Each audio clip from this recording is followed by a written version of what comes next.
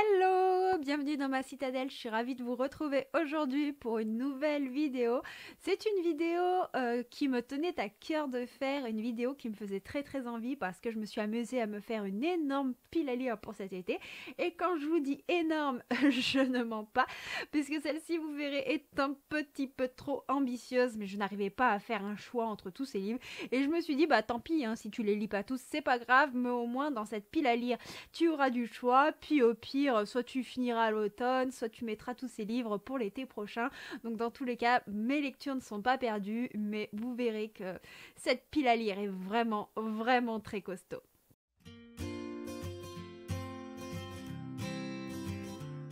Donc je vais commencer par vous présenter les lectures graphiques que j'ai prévu de faire cet été. Cet été, j'ai prévu de lire le tome 3 et 4 de Bright Story de Kaoru Mori. Pourquoi ? Parce qu'en fait, on est un petit peu sur le continent asiatique, je dirais ça un petit peu comme ça, et on va voguer dans tous ces peuples qui vivent dans des endroits où le climat est assez aride. Moi, c'est une lecture qui me fait tout simplement penser à l'été, et du coup, je trouvais dommage de la laisser dormir dans ma pile à lire, surtout que ça fait un petit moment que ces deux mangas squattent là-bas dedans. Je me suis dit que cet été, c'était aussi la possibilité de continuer des sagas, d'avancer un petit peu mon retard dans certaines lectures graphiques. Donc c'est pour ça que je vais clôturer la saison 1 de La Petite Faiseuse de Livres de Miya Kazuki Suzuka et Yushina, qui est un manga qui me tient beaucoup à cœur, un manga très mignon. Et en même temps, je sais pas à quelle époque se passe ce tome-ci, mais on vogue un petit peu à travers les saisons. Donc si ça se passe en hiver, ça fera une atmosphère un peu rafraîchissante. Et sinon, si ça se passe en été, ça ira tout à fait dans le thème.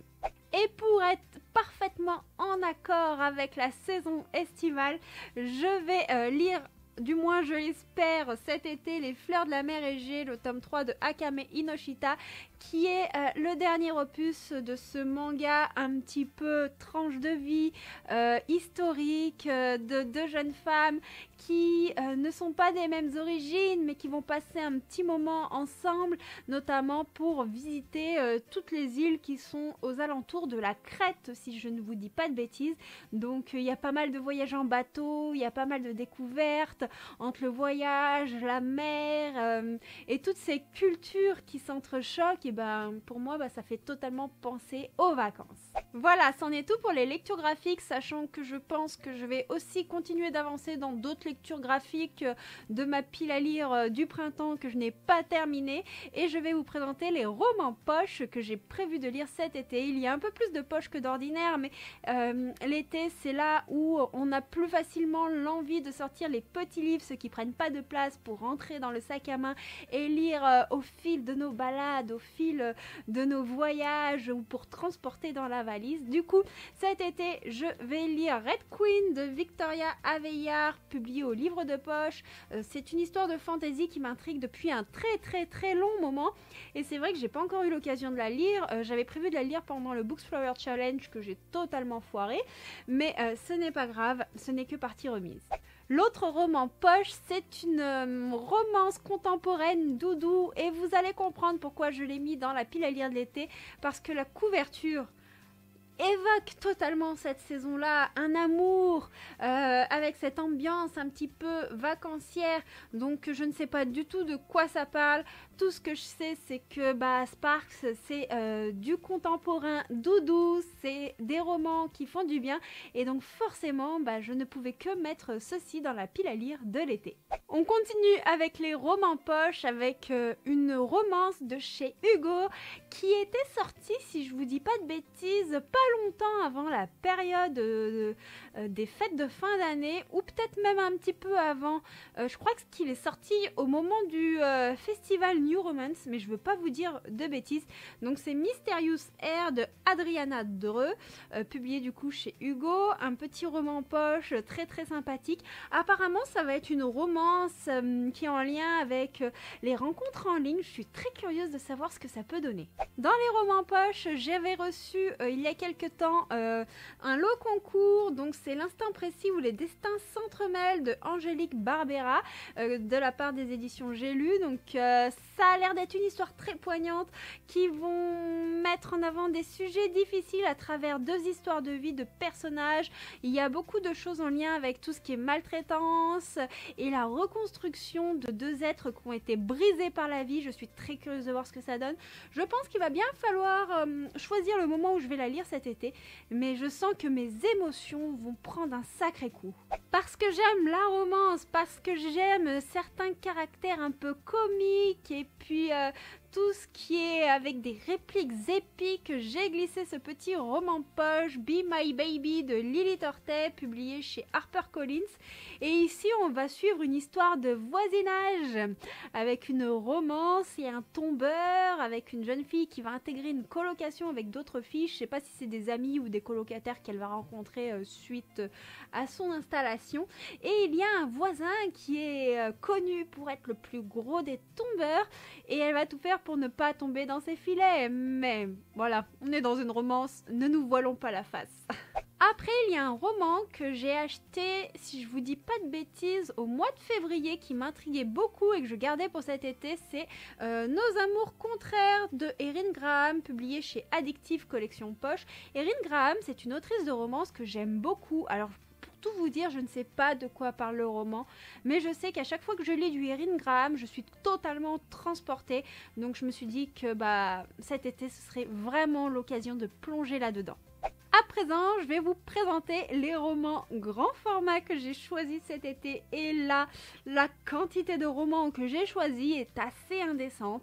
Bon, je ne rentre pas dans les résumés dans le détail pour ne pas faire une vidéo extra longue, mais de toute manière je vous parlerai de ces lectures dans mes vlogs de la semaine et puis je vous en parlerai bien entendu dans les points lecture, donc vous aurez de toute manière plus de détails dans tous les cas.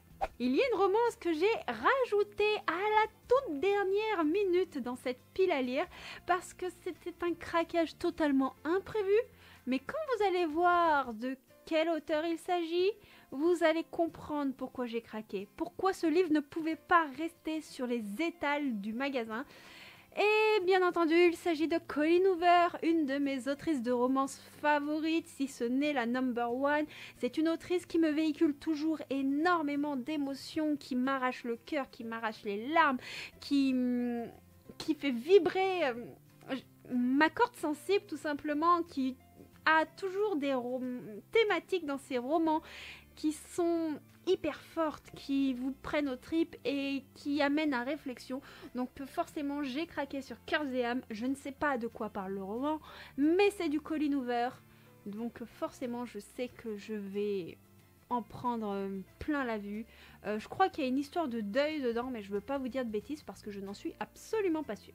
Il y a des périodes où je suis un peu plus embarquée par la musique que d'autres périodes de l'année. Et l'été, c'est souvent une période où j'ai envie d'écouter de la musique, où j'ai envie d'être bercée dans ce milieu-là. Et du coup, je me suis dit que ce serait l'occasion de sortir Damien de Katia Alazan, publié chez les éditions Ziploc de ma pile à lire. Apparemment, ça a l'air d'être une histoire qui prend aux tripes. Il y a Julie du compte Julie de la Romance, qui a un compte Instagram qui est relativement à jour. Elle a une chaîne YouTube, mais elle publie un peu moins sur YouTube, qui en avait parlé, mais avec tellement de passion que l'envie de le lire était là. Et quand j'ai rencontré l'autrice au salon de Pusignan cet automne, elle m'a totalement donné envie de découvrir cette histoire qui est issue d'une autre histoire mais qui peuvent se lire de manière totalement indépendante. Donc je n'ai pas lu l'autre histoire, mais apparemment celle-ci concerne le bad boy du groupe et moi j'ai un petit faible pour les bad boys. Qui dit été, qui dit aller nager, qui dit aller se baigner, se rafraîchir. Et pour cela, j'ai ressorti un livre que j'avais mis dans ma pile à lire de l'été dernier. C'est De sang d'écume et de glace de Alexiane de Lys, publié chez Michel Lafon, où on suit Perséphone qui vit sur Terre, mais voilà, ses jours sont comptés. Et en fait, l'océan l'appelle et là, elle va découvrir sa véritable nature, d'où elle vient, d'après ce que j'ai compris. Je vous fais un résumé hyper vague parce que je me souviens plus avec exactitude de quoi parle le roman, mais voilà, c'est Alexiane de Lys. Chaque fois que j'ai vu du Alexiane de Lys, ça l'a toujours fait, donc j'espère autant aimer ce premier tome de la saga. Le second tome est déjà sorti, mais bon, avant d'aller acheter le second tome, on va déjà lire le premier. Parce que été me fait penser également à balade dans la nature, me fait penser aux chevaux, à toutes ces choses-là, j'ai sorti Hadaline de Coconan, publié chez Plume du Web, de cette pile à lire, où on va suivre un homme meurtri qui vit dans un ranch et une jeune femme qui va faire son apparition là-bas, une jeune femme qui apparemment a un passé assez lourd. Je pourrais pas vous en dire plus, mais déjà la plume de Coconan, je sais que c'est une plume coup de cœur, je sais que c'est une plume qui prend aux tripes. Et puis la thématique me donnait envie de lire ce roman l'été. Parce que j'ai décidé de lire un peu plus des romans du style thriller, un petit peu psychologique. J'ai sorti un livre que j'ai acheté il y a longtemps d'occasion, mais dont la couverture me faisait penser à la période estivale, suite au jardin, à la verdure. Il s'agit de Ma sœur vit sur la cheminée de Annabelle Pitcher. Donc ici on va suivre une jeune femme qui vit dans l'ombre de sa sœur qui est décédée. Il y a une atmosphère familiale qui a l'air assez sombre. J'ai hâte de voir ce que ça peut donner. D'ailleurs, si vous connaissez ce roman dont je n'avais jamais entendu parler avant d'être tombée dessus une fois sur Vinted, n'hésitez pas à me donner votre avis dessus. On va partir dans un milieu hyper chaud, un milieu hyper intrigant avec une fantaisie africaine parce que cet été, je veux absolument lire Fleur de Caux de Laetitia Danaé, publiée aux éditions Snag. Donc, comme je vous ai dit, c'est une fantaisie africaine dans une réserve où la magie est réservée aux hommes, mais nous avons Oko qui, elle, va déployer des capacités magiques et qui va sortir du lot. Cette jeune femme qui apparemment a un talent inné et caché. Donc j'ai hâte de découvrir cette histoire. Et puis je sais que la plume de Laetitia Danaé est une plume qui m'emporte. Je l'avais découverte avec Rosen et j'ai hâte de lire d'autres romans de sa griffe. L'une de mes premières lectures de ce début d'été, si je peux dire ça comme ça, à partir de juillet, je compte pas à la fin du mois de juin. Oui, les saisons sont un peu décalées avec moi. Donc il s'agit d'une lecture qu'on a fait de manière commune, logiquement, parce qu'on l'a pas encore commencé au moment où je vous tourne cette vidéo, mais quand vous l'aurez, la lecture commune aura commencé. Il s'agit de Nevernight de J. Christophe, publié chez De Saxus. Donc on va commencer la période estivale avec la fin d'une trilogie assez sombre et j'ai hâte de revenir vous en parler. On part dans le désert avec le plus doux des poisons de Nathalie Mahé, publié aux éditions Big Bang. Un livre absolument magnifique, un livre que je devais lire aussi pendant le Books Flower Challenge. Pas bien, Johanna, hein? Tu foires tes challenges, ça ne te ressemble pas. Oui, bon, hein, écoutez, on peut pas être au top tout le temps. Et puis, mes envies lecture vont aussi en fonction du moment, de mon humeur. Et puis, comme vous le savez, je privilégie toujours les services de presse que je reçois dans mes lectures quotidiennes. Donc, forcément, mes piles à lire se retrouvent toujours un petit peu chamboulées. Mais ce livre me tentait depuis un long moment. Le tome 2 est sorti en plus, donc il faut absolument que je le lise. Il me fait penser à l'été déjà avec le petit scorpion, avec ses belles dorures qui font penser au soleil, et parce qu'on va suivre une héroïne qui va quitter la ferme familiale pour participer au tournoi du roi, là où ses 3 filles s'affrontent. Et ce tournoi a lieu dans le désert. Apparemment la jeune fille va mettre un petit peu le bordel dans la famille. Il y aurait une romance avec un ou plusieurs des princes. Je ne sais pas comment ça va tourner, mais ça m'intrigue énormément. J'ai mis une duologie qui est dans ma bibliothèque depuis un long moment, mais je sais que Kim du compte Kim Ismail avait adoré. Et c'est vrai que quand elle en avait reparlé il y a quelques temps, elle m'avait donné envie de la sortir de ma pile à lire. C'est une duologie que j'avais acquérie d'occasion, mais qui me tente énormément. Une romance militaire avec Saving Her et Saving Us de Corinne Michaels, publiée chez Collection EH New Adult.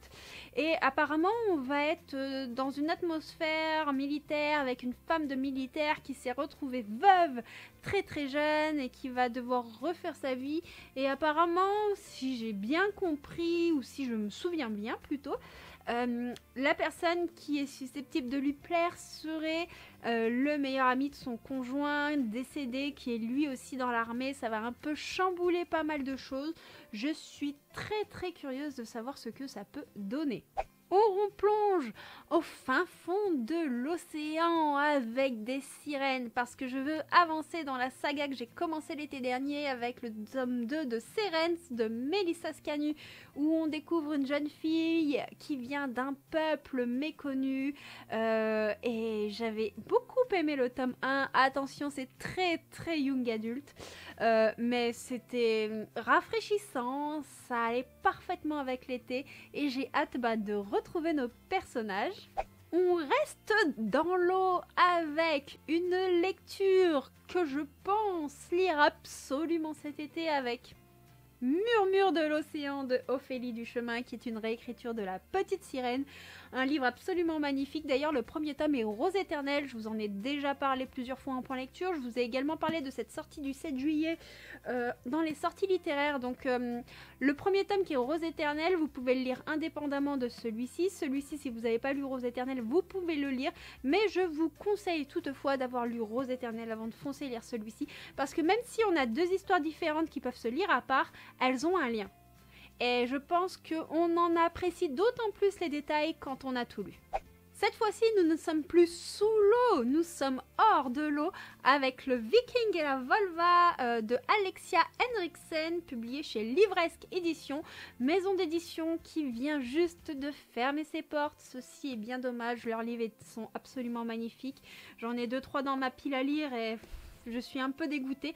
Apparemment, elle a fermé parce que l'éditrice avait de gros problèmes de santé, donc j'espère que ça ira pour elle. Mais toutefois, je vous présente ce livre sous cette couverture, sous ce format-là. Mais j'ai cru entendre dire que l'autrice avait trouvé une autre maison d'édition et que celui-ci allait être réédité sous une autre forme. Donc vous pouvez retrouver ce livre-là plus tard, donc c'est super chouette et j'ai hâte de découvrir cette histoire d'amour entre un viking et une jeune femme qui apparemment n'est pas de tout repos. Et il faut savoir que normalement au niveau de l'univers viking, au niveau de tout ce qui se passe, ça devrait être assez fidèle parce que j'ai rencontré Alexia Henriksen au salon du livre de Pusignan à l'automne dernier. C'est pour ça que j'ai acheté ce livre et que j'ai la petite dédicace de l'autrice juste là. Et l'autrice est prof d'histoire ou historienne, je sais plus. Enfin, son métier a un lien avec l'histoire et elle est un peu spécialisée dans l'univers des Vikings et de cette période historique. Donc, elle m'a dit qu'elle a glissé énormément d'éléments et au salon, elle avait une parure avec des bijoux, des trucs un peu vikings qui sont également présents dans l'histoire et j'avais trouvé ça super fun, c'était hyper intéressant de discuter avec elle. On arrive à la fin de cette pile à lire avec l'avant-dernier livre qui est une romance sur fond de retrouvailles, si j'ai bien compris, avec À perdre la raison de Meredith Wilde. D'après ce que j'ai compris, on va suivre deux personnes qui se connaissent depuis toujours pendant leurs études et qui ont un passé commun, mais malheureusement il s'est passé des choses qui fait que leurs chemins se sont totalement séparés et suite au mariage du frère ou du meilleur ami, je ne sais plus, il y a une histoire comme ça avec un mariage, ils vont se retrouver, leur chemin va se recroiser et malgré tous les obstacles, et en fait il y a toujours cette attraction qui est là entre eux. Donc j'ai hâte de pouvoir plonger dans ce roman. Moi j'adore les histoires d'amour sous fond de retrouvailles.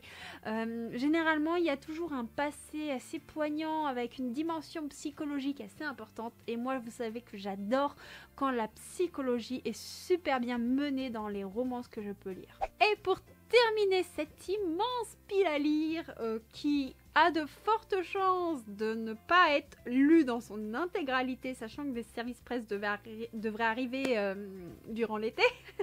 J'ai craqué en salon pour ce beau bébé, La Cité des Saints Purs, qui est l'intégrale de 2 tomes de Lucille Chaponnet, qui est une fantaisie avec des mages dans une cité et une héroïne qui n'a rien à voir avec eux, qui va gravir les échelons, d'après ce que j'ai compris, qu'il va se passer plein de choses. Kimi, de la chaîne Kimi Collection, on avait superbement parlé quand elle avait lu le premier tome. Elle m'avait donné très envie de découvrir cette duologie. Du coup, c'est vrai que j'ai acquis cette intégrale qui est trop beau.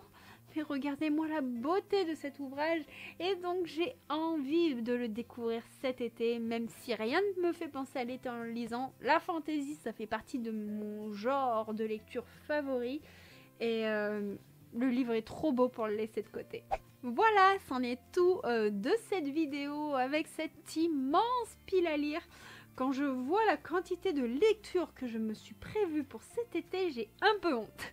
N'hésitez pas vous à me partager vos piles à lire en commentaire, à me dire si vous avez lu certains des livres que j'ai mentionnés, si vous les avez aimés ou pas, parce que vous avez le droit de ne pas aimer et vous avez le droit de le dire. Et si vous ne savez pas quoi dire, mais vous voulez simplement montrer votre soutien pour la chaîne, des petits smileys, ça me fait toujours plaisir. Ça me fait toujours très chaud au cœur quand je vois vos nombreux commentaires qui sont de plus en plus nombreux au fil du temps qui passe, de voir cette chaîne qui grandit, cette chaîne qui, je ne pensais pas, irait si loin, même si en soi le nombre d'abonnés n'est pas énorme, mais pour moi c'est énorme parce que au début j'ai lancé la chaîne vraiment sur un coup de tête pendant un moment d'ennui pendant le premier confinement. C'était vraiment un délire sur le coup, et cette chaîne c'est vraiment devenu mon bébé, c'est vraiment devenu ma thérapie au quotidien, et je prends beaucoup de plaisir à partager avec vous sur mes lectures. Donc merci de tout cœur pour vos petits j'aime sous la vidéo, pour vos petits commentaires et pour toutes les interactions que l'on a au quotidien, ça me touche vraiment beaucoup. Je vous souhaite une très bonne journée, je vous dis à très bientôt pour une prochaine vidéo. Ciao